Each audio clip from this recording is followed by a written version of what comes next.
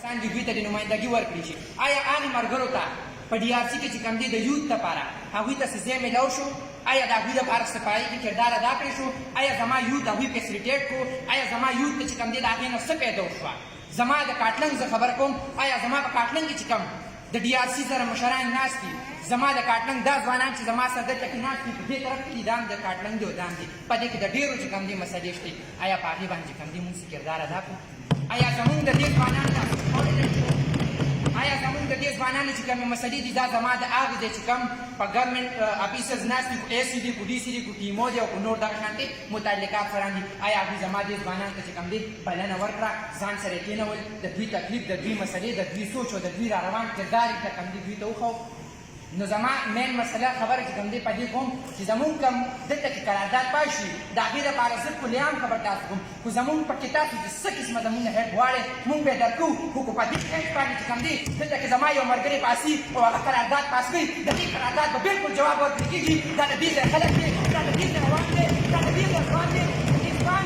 د دې ځوان به خبره اورېدل کېږي، د دې ځوان به ځکه خبره اوري چې دا زما مستقبل دی، دا زما ستوري دي، دا د دې علاقې خدایي خدمتګار دي او دوی له به د دوی اهمیت، د دوی مقام، د دوی ځای ونبلې ورکې، دوی ته چې کوم دی راغواړې د دوی سره به خبره کې، دوی به ځان سره کښېنې، د هغې نه پس چې کوم دی د علاقې نورو چې کوم مسایل دي پای به خبره کوئ. تاسو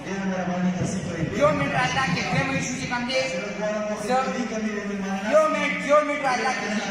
یو منټ نه غواړم او هغه دا دی چې زمونږ کوم دلته کې د یوت لپاره کمپاین راځي، چیرمین صاحب د دې متعلق چې کوم دی انشاءالله زه دې امید لرم چې یو خبره مو کې دوی مخکې هم کړې وه چې زمونږ دلته کوم د یوت فنډ راځي، آیا یوت پارلمنټ ته ولې په هغې کې ځای نه شي ورکړی کېدي؟ آیا په هغې مشره کې زما دا ځوان، زما دا رول، زما دلته کې دا خدایي خدمتګار چې ناست دی دوی نه چې کوم دی تپوس نه شي کېدی؟ نو زه دې لپاره تاسو ته ګزارش کوم چې زمونږ د مردان یوت پارلمنټ چې کوم چیرمین صاحب دی، کوم ممبرز دي او دلته کې زمونږ متعلقه چې کوم افسران ناست دي، نو زه د هغوی امید لرم چې انشاءالله په دې کې به د مردان یوت پارلمنټ سره تعاون کوي او د دوی د ممبرز ته به انشاءالله عزت ورکوي، د دوی مقام به ورکوي، د دوی سره څه قسمه تعاون راځي انشاءالله دا ټول ستاسو دپاره حاضر دي، خو انشاءالله زه امید لرم چې تاسو به د دوی سره ودرېږئ. ډېره مهرباني. السلام.